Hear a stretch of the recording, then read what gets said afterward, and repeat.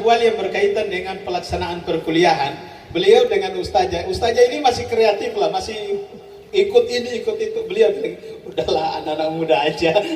Jadi akhirnya saya, Ustadz Enjang, Ustadz Hariri, Ustadz Wahyu yang punya pondok pesantren Nurul Haramain, itulah kami yang kemudian di dalam ruang kelas itu mewarnai situasi perkuliahan dan lain sebagainya. Dan beliau senyum-senyum aja, anak muda mesti begitu, kata beliau.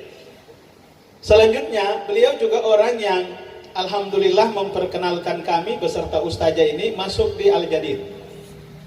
Kalau bicara ilmu, kami ilmu belum begitu lumayan, tapi karena beliau memaksakan saya Ustadz Enjang untuk harus jadi khotib di Al-Jadid, maka suka tidak suka kami mesti terus belajar.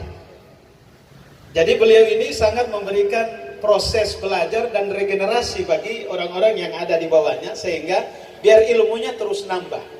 Karena orang yang menyampaikan mesti harus sering belajar. Dan alhamdulillah kami terus mendalami ilmu, dan alhamdulillah sampai hari ini beserta ustadz-ustadz yang lain masih diberikan kepercayaan untuk berada di Al-Jadid, menjadi khotib dan lain-lain sebagainya. Oleh karena itu, maka atas banyak hal yang telah dilakukan oleh beliau, jariah yang begitu besar Masjid Al-Jadid, keluarganya yang juga luar biasa tadi, anak-anak soleh dan soleha tadi ikut mendoakan beliau, ini jariah yang tidak terputus. Insya Allah hari ini beliau walaupun sudah 5 tahun pergi meninggalkan kita, hari ini tersenyum amat sangat bahagia karena mendapatkan doa dan kucuran zikir-zikir dari kita semua. Beliau sedang berada di taman-taman Firdaus. Amin ya Rabbal Alamin. Anas bin Malik pernah bercerita, pada satu ketika orang-orang yang menghantarkan jenazah itu melewati satu tempat. Kebetulan Rasul saat itu berada di sekitar itu.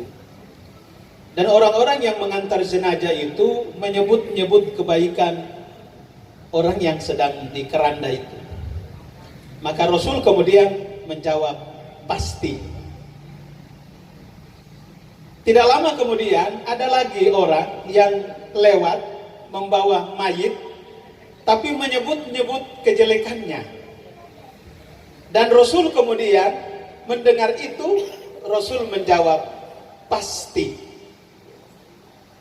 Sahabatnya Umar bin Khattab, karena mendengar Rasul 2 kali mengucapkan kata pasti, beliau kemudian berkata, demi ibu dan ayahku ya Rasulullah, saya mendengar engkau 2 kali mengucapkan pasti kepada orang yang lewat mengucapkan kebaikan terhadap mayit, dan orang yang lewat mengucapkan kebaikan terhadap mayit. Engkau 2 kali mengucapkan kata pasti. Maka Rasulullah SAW menjawab kepada Umar bahwa semua kebaikan yang diceritakan oleh orang yang masih hidup terhadap mayit, maka automatically berbalas surga dari Allah Subhanahu wa Ta'ala. Tapi juga orang-orang yang masih hidup di dunia, selagi dia sering menceritakan hal-hal yang buruk terhadap mayit, maka secara otomatis akan berbalas keburukan berupa neraka dari Allah Subhanahu wa Ta'ala.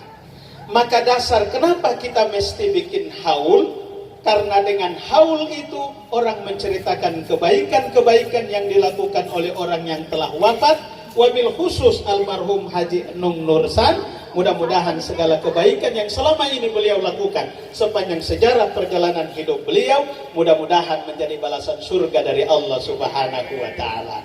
Amin ya Rabbal Alamin. Demikian, mohon maaf lahir dan batin. Wassalamualaikum warahmatullahi wabarakatuh.